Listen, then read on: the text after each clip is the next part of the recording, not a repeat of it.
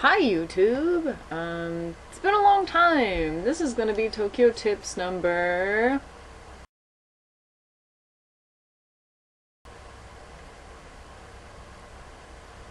about ATMs. ATMs in Japan are kind of a special thing, or at least compared to, what I was used to in the States. They're automatic teller machines, which I think denotes the fact that they're automatic and don't need people to operate them. But in Japan, not the case. Not the case.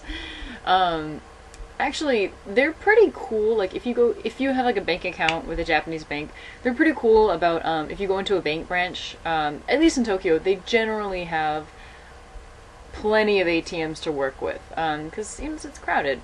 Some really cool things about ATMs in Japan.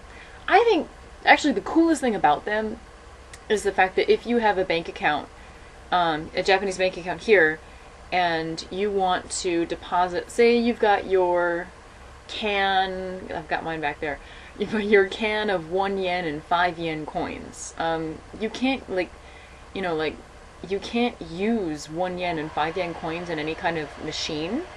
So they kind of pile up, and even exact change grandma here, I'm the one who stops up the line to count out exact change most of the time. Even exact change grandma here, I still can't get rid of all my 1s and 5 yen coins. So what do you do with them? I know in the States we always went to those coin stores. You could have the bank counter or whatever, but you kind of, I don't know, I always felt like I was troubling them. They're like, here's my thing of coins, here you go. Or you could go to the Coinstar machine, which took a percentage of it, which is, I never liked that. But so, you can go to these ATMs, but it has to be during banking hours. It must be during banking hours. And banks here close at 3 p.m. So you gotta go before 3. But what you can do is you can dump your old can of coins into the ATM and deposit them from your account, or into your account directly, which is pretty cool. It counts everything right there, and it's like, hey, this is what I counted. I'm not going to take a percentage out of this, at least not that I'm aware of. And then I'm just going to deposit this directly into your account. Is that cool? And I'm like, cool, beep. So that's pretty cool. One thing to just be really careful about is when you're depositing the coins, make sure there's no other foreign currency, because sometimes, I don't know why, but I have, pence, and I've never even been to Britain, but I have, pence that get in there, and, or, won have been my thing. I went to Korea over Golden Week this last year, and I have a lot of won, floating around, and some of them look very similar to yen, so the machine gets all confused, and it's like, oh no, take all of your money out before you can put it back in. That kind of stuff. But it's really cool, so you can take advantage of that. But there is one huge thing that, luckily, my friends told me about before holiday season came about in Japan. Automatic teller machines are not exactly always on. I mean, I can understand, they're not 24 hours, blah, blah, blah, blah.